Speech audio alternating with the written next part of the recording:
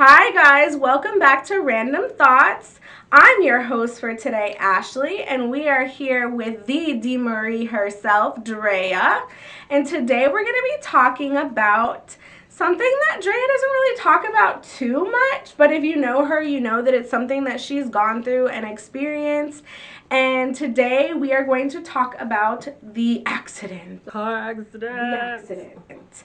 So, my first question is, what were you doing the night before this accident? Like the night of the accident. Was working. So at the time, I worked at Wendy's, and I worked the night shift, so I would get off at like 2 in the morning.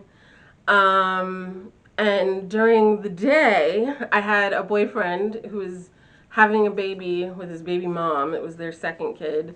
I know, guys, leave me alone. The important thing is that y'all aren't together. Exactly. He was having a kid. His kid was born in the afternoon and then died shortly after in the afternoon.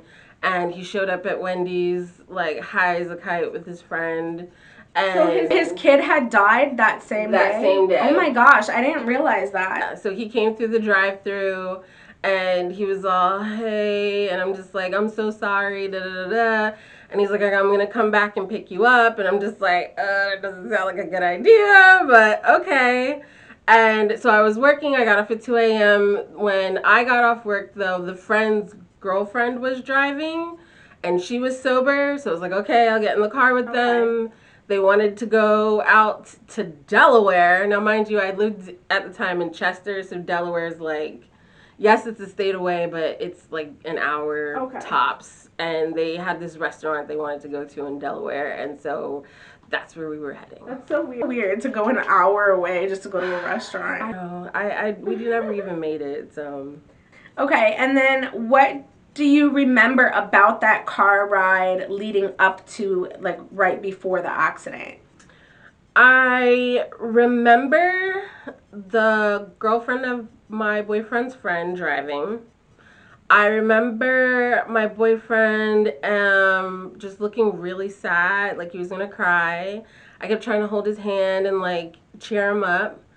I remember being really tired though, because at this time you had just gotten off of work. I just worked, so I had been at the time. I worked 2 jobs, so I worked during the day in an office at a university, and then at night I worked at Wendy's, and I was talking to him all day with his kid dying. Right, and that's emotionally draining for you too, like just having to talk to someone who's emotionally drained. Yeah, I was exhausted. And I remember just getting sleepy and him saying, "You can lay in my arms."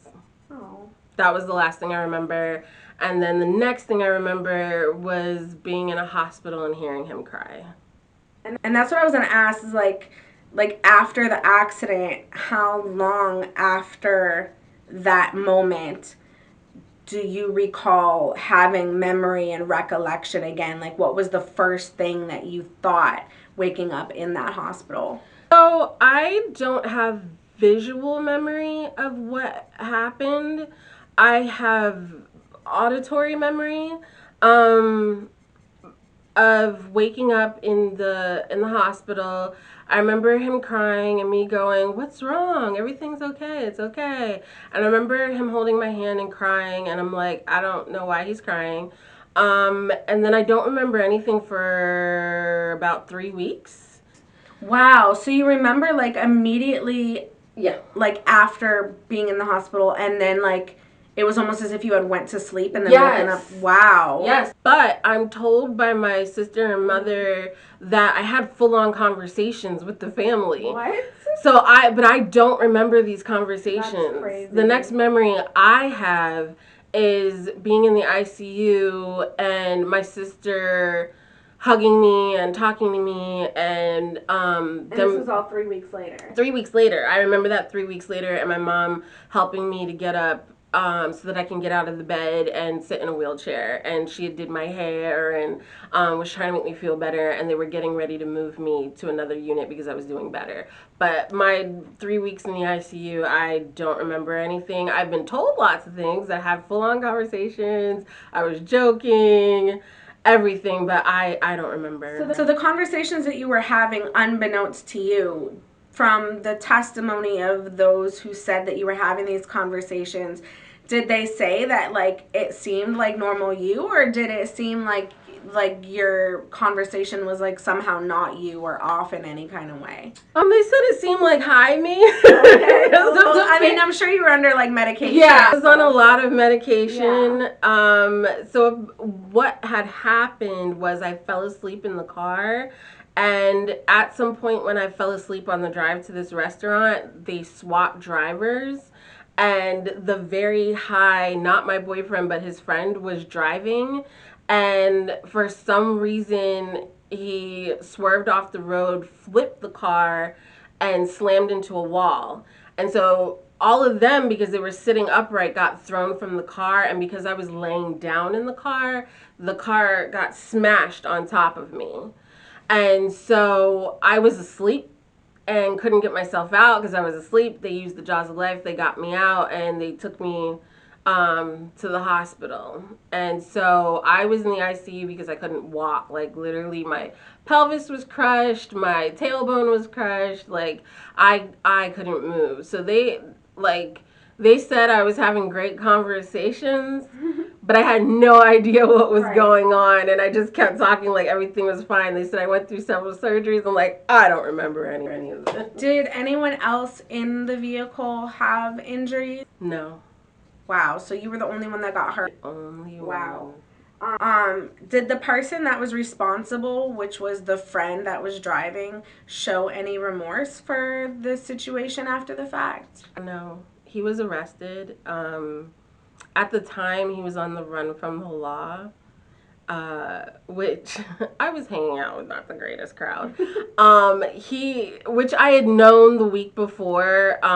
We had hung out with that couple the week before, and again, we wanted to go to Delaware for some reason. And then next thing you know, we were like hiding out in the girlfriend's basement. As my boyfriend told me, oh yeah, he's got a warrant out, so we're just hiding here for a little. And then like the mom was like, you just gotta get out of here, and we like took off. And at that point, I said I was never gonna hang out with him again. Yeah. But then my boyfriend. You wish you would have listened. Right. So at the time, I had told myself I'm never gonna hang out with this guy again. I don't care because we were on the highway like flying, running. When the mom told us she called the cops and we had to get out of there, and I was just like, I'm never getting in this car again. I'm never riding with him again. It's never happening. But then my boyfriend's child died, and he's like, I just need you to be with us, and I'm like, okay. Sure, this isn't a great idea. So he was arrested when the cops got there and the paramedics got there because he had an outstanding warrant. And then he was charged with attempted murder with a motor vehicle because of the extent of your injuries. Yes. Yeah. Which he pled no contest to. So when I went to court to testify, I didn't actually get to see him because he pled no contest. So I have no idea. I never talked to him again. The boyfriend, he came to visit me once. My parents were so angry, like they let him be there, but he never came again. I never talked to him again, so I never knew. Do you think that he didn't come back on his own fruition? Like he just didn't care to come back, or do you think like your parents scared him away? So what he told me at the time, when he finally came to see me, I like was moved from the ICU to regular quarters, and what he told me was he was in the hospital as well, like his leg was hurt, so I guess someone else was hurt. He was hurt a little bit. That's what he said. Yeah. He said he was hurt, but he was in a different hospital, and this was the first time he could come see me. But it was also the last time. He never came back. I don't know if my parents said anything. They never told me they said anything. Okay.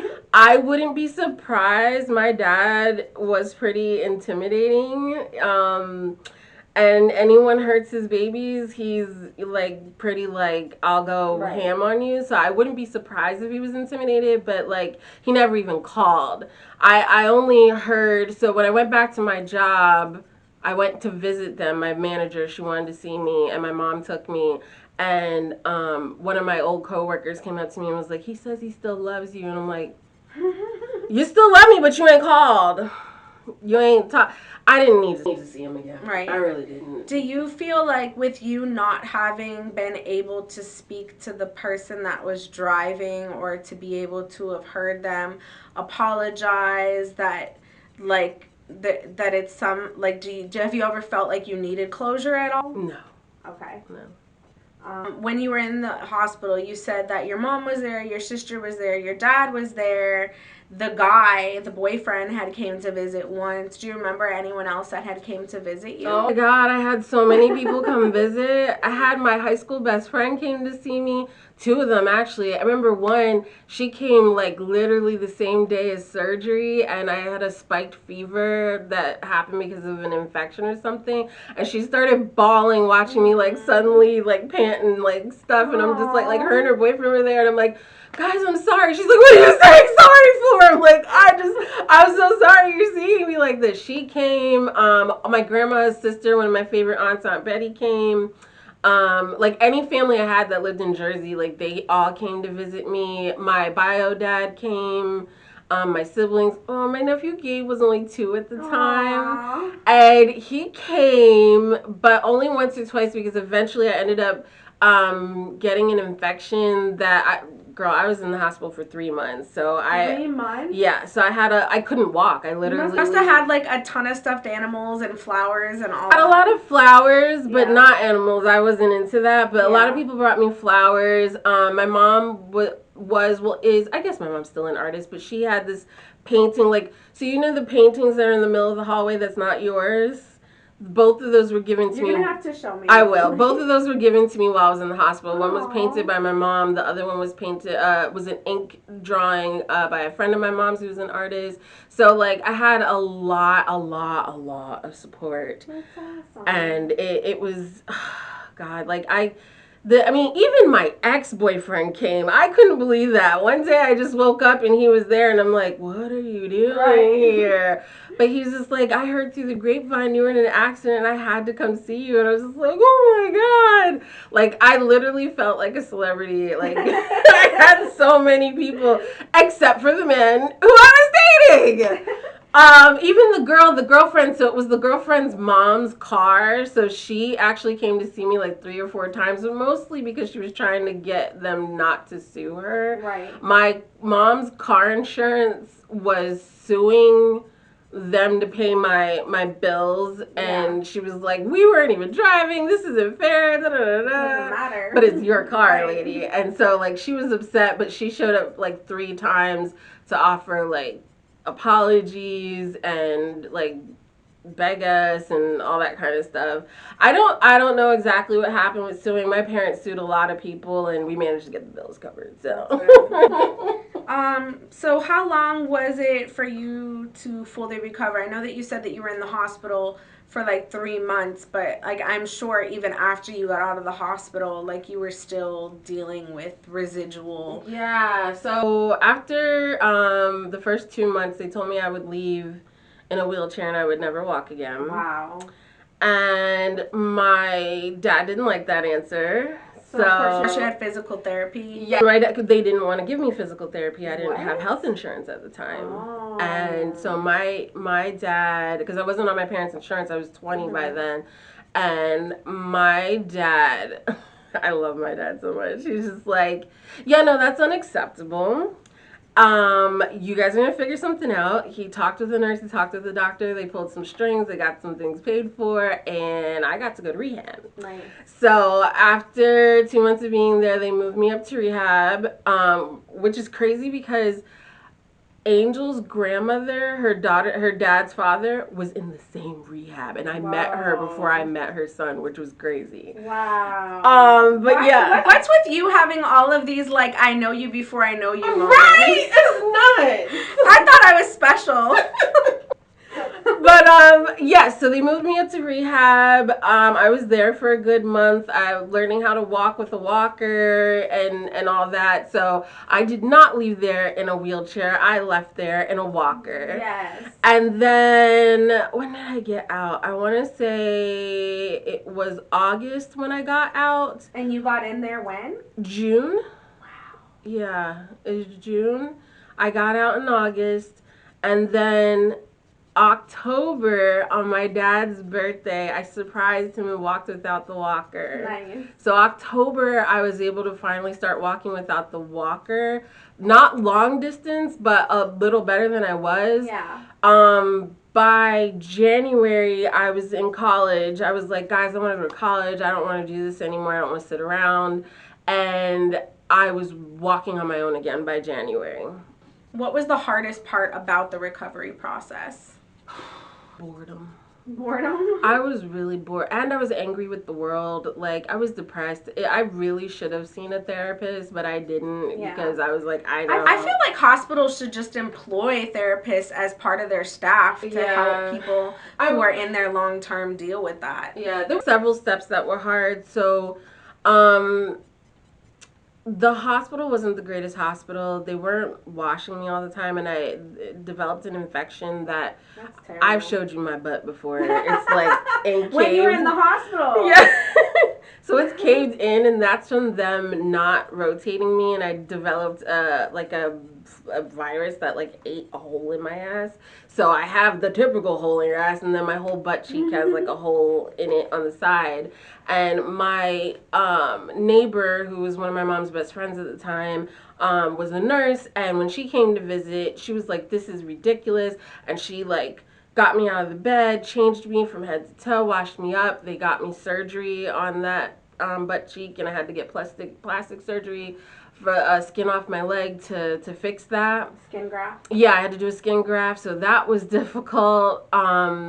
Even just eating was difficult. I don't know what happened, but I just suddenly developed a huge anxiety about eating, and I don't know if it was because I was on the way to eat before the accident when I fell asleep or what. But every time, I felt so bad for the orderly that brought my food, because every time he'd bring the food, I would start crying. Aww. And he was young, and he'd always flirt with me and talk. Right. And I just like, okay, don't take the top off yet. And he's like, I'm going to do it slowly. And every time he'd take the top off, I would just start bawling. Aww. Like, food made me cry. I don't know why, but I just imagine like a love story of like him coming in there every day to see you, and then eventually he starts feeding you, and like this just becomes like this whole love story. Why am I this way? I don't know.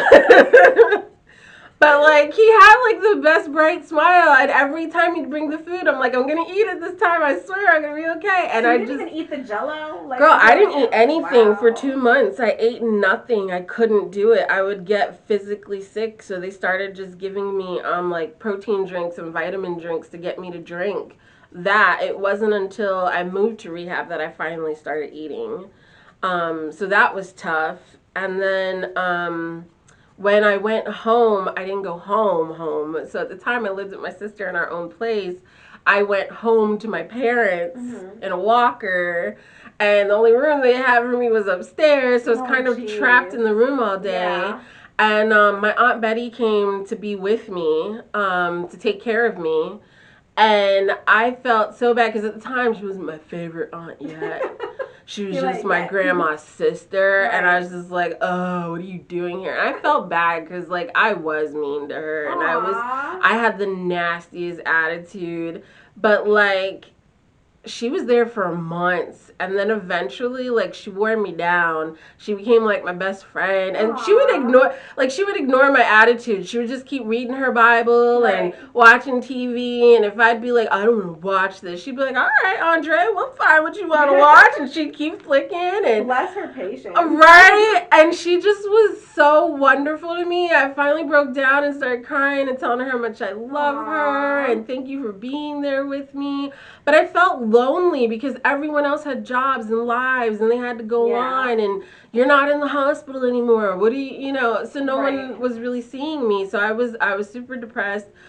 But once I could walk again, I went off to college, and like best time of my life after that. So aside from the hole in your ass, which I when she first showed me, like I was like, I mean, it's kind of cool. Like you have a pocket, you have a built-in skin pocket. Like I was like, I don't know why, but when I saw it, I was like, I just want to put like an apple in there. But aside from that, like, what would you say that you have any like permanent residual effects or injuries or mental things that were like because of that accident that you still have today? Well, so because my hip was crushed, I have a metal plate in my hip holding that together. I wasn't able to give birth naturally because of that. Also, my hip kind of slipped up a bit, so my one leg is longer than the other now. Which you told me, and I was like, I never would have known that. Yeah, I mean, it's not noticeable because it just looks like I'm swishing my hips a lot trying to be cute, and it's not. It's just because one leg is longer than the other, and like literally, if I stood up straight for you, one foot is up on a tippy toe because I just don't have the same length of legs anymore. So I have that, and like you ever hear old people who are like, "Oh, I can feel it in my joints." Yeah. I feel it in my joints when it rains. It hurts. Sitting too long, it hurts. Like it's there. It's painful, but at least I'm still alive. Let me think. Well, I mean, I have a gnarly scar on my face still because like this was even worse when I was in my car accident. Makes it look like you have a dimple. Yeah, I think the biggest change, which I think is crazy, is it brought my like we already have a close family, but we're even closer and that we need to know where each other is all the time because so that was the start of that. Yes. Okay. So what happened was I was 20. I was working till 2. I had 2 jobs, and then I started hanging out with people and not coming home until the sun rose. And the family's like, "Hey, we need to know where you are." And I'm like, "Hey, I need you guys to back off. I'm an adult. I can do what I want to do and live my life. I moved out of here. I don't need you guys to tell me what to do." Literally the next day is when I had my car accident, and no one had heard from me all day. And so nobody had gotten in contact with your mom or anybody? I'll tell you how my parents found out. It was the saddest thing ever. So it was in the accident. No one called my parents. No one called my sister. They all just assumed, hey, Drea said to leave her alone. She's doing what she's doing. She got off work and probably went to hang out with her boyfriend. My mom got a call from the hospital I was in, but they called for somebody else and said, "Hey, somebody else has is in our hospital." My mom called back to say, "Hey, you got the wrong number."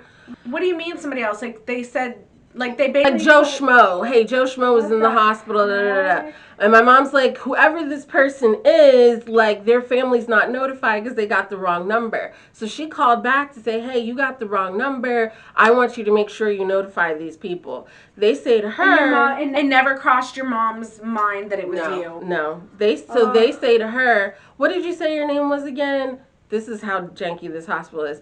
And so she says, hey, says her name again, and they say, oh, I think someone you know is here. And she just was like, what?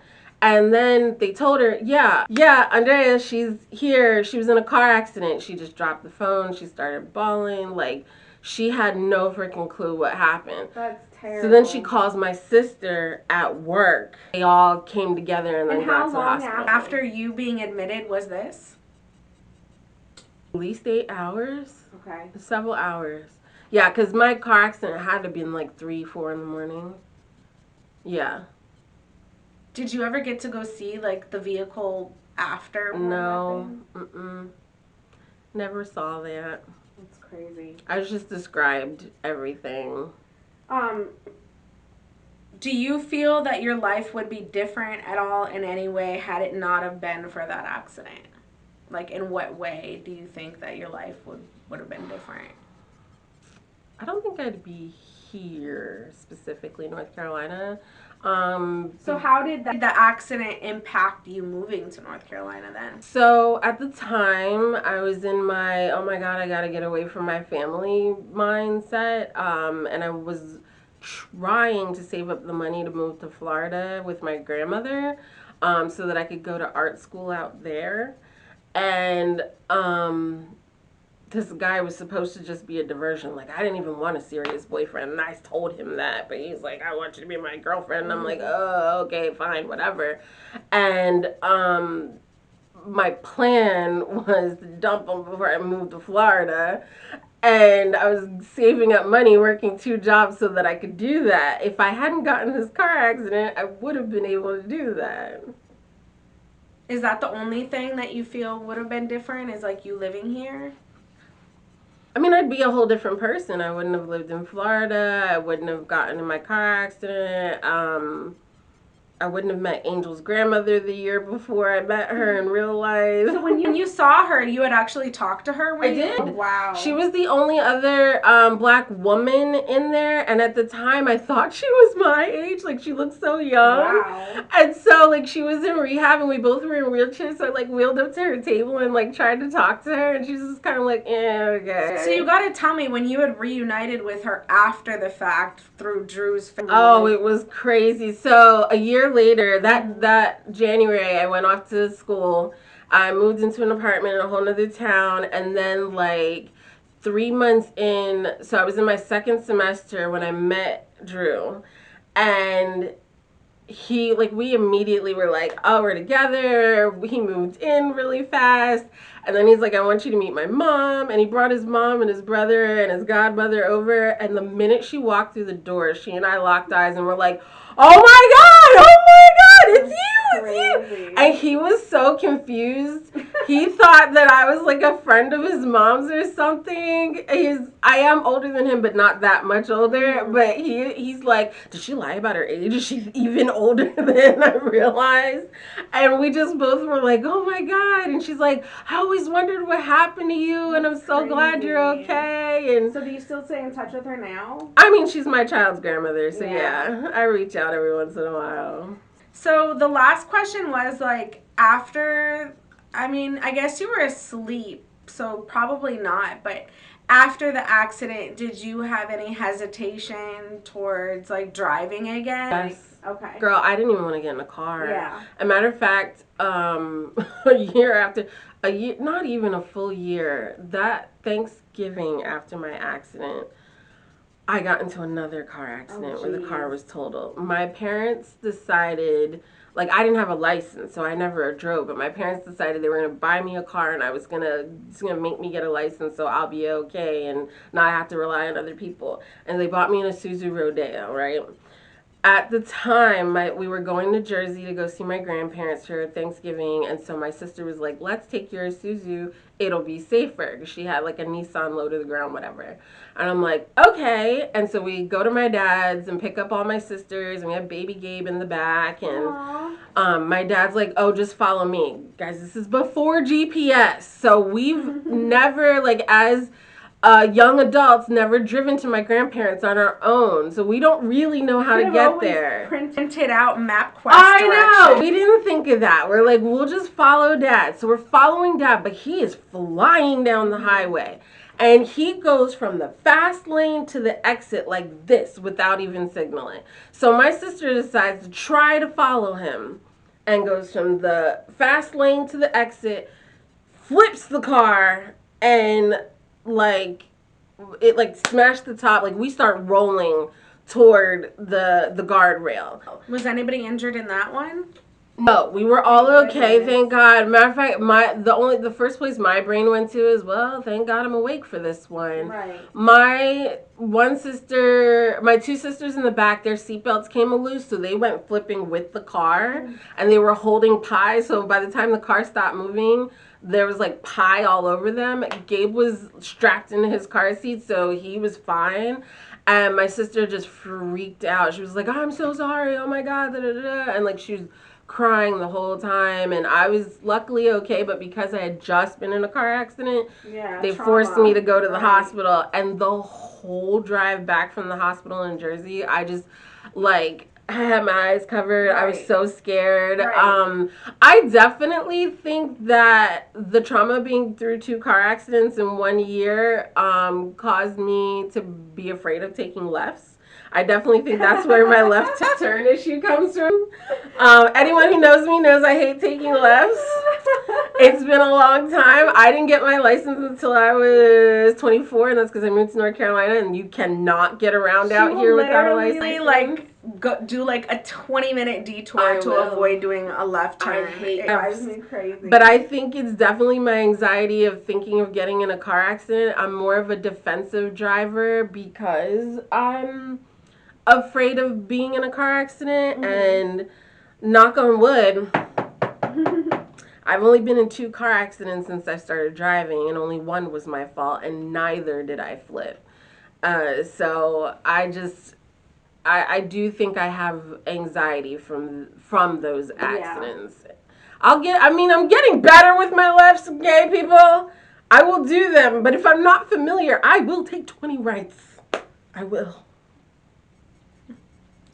Well, that was the only questions that I had about your accident. I appreciate you sharing that experience with us. Oh, you're welcome.